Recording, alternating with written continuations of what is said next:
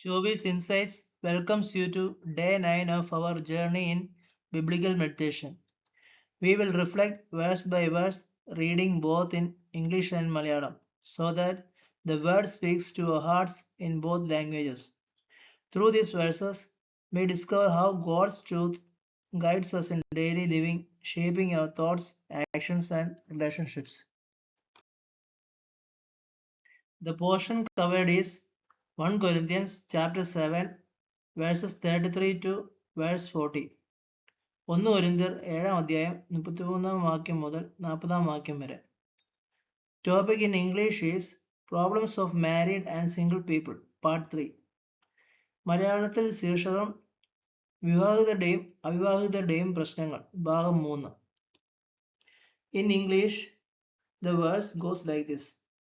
But one who is married is concerned about the things of the world, how he may please his wife. 33 വാക്യം ഇപ്രകാരമാണ്. വിവാഹം ചെയ്തവൻ ഭാര്യയെ എങ്ങനെ പ്രസാദിപ്പിക്കും എന്ന് വെച്ച് ലോകത്തിലുള്ളത് ചിന്തിക്കുന്നു. The English verse goes like this. And his interests are divided.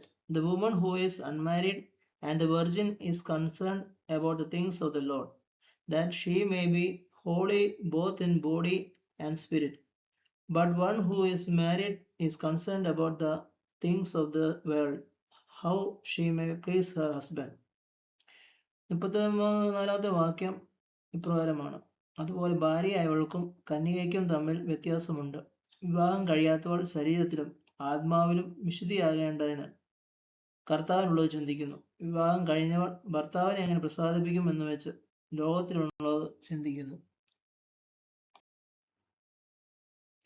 In English, the verse is, This I say for your own benefit, not to put a restraint upon you, but to promote what is appropriate and to secure undistracted devotion to the Lord.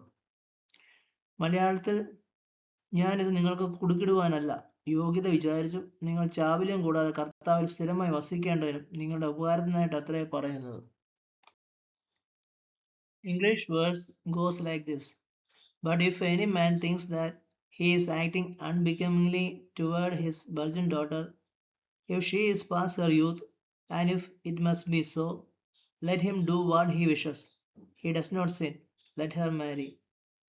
മലയാളത്തിൽ ഇത്, എന്നാൽ ഒരുത്തൻ തന്റെ കന്യകയ്ക്ക് പ്രായം കടന്നാൽ താൻ ചെയ്യുന്നത് അയോഗ്യമെന്ന് നിരൂപിക്കുന്നു എങ്കിൽ അങ്ങനെ വേണ്ടി വന്നാൽ ഇഷ്ടം പോലെ ചെയ്യട്ടെ.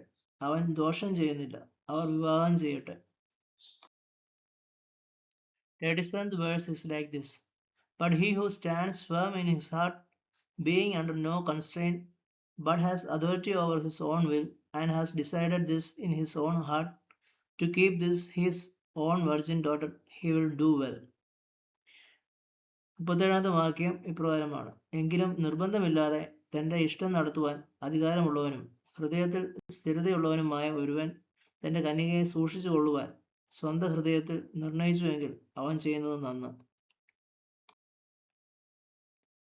English verse goes like this. So then both who gives his own virgin daughter in marriage does well, and he who does not give her in marriage will do better. 38ാം വാക്യം ഇപ്രകാരം പോകുന്നു. അങ്ങനെ ഒരുത്തൻ തന്റെ കന്യകയെ വിവാഹം കഴിപ്പിക്കുന്നത് നന്ന്, വിവാഹം കഴിപ്പിക്കാതിരിക്കുന്നത് ഏറെ നന്ന്.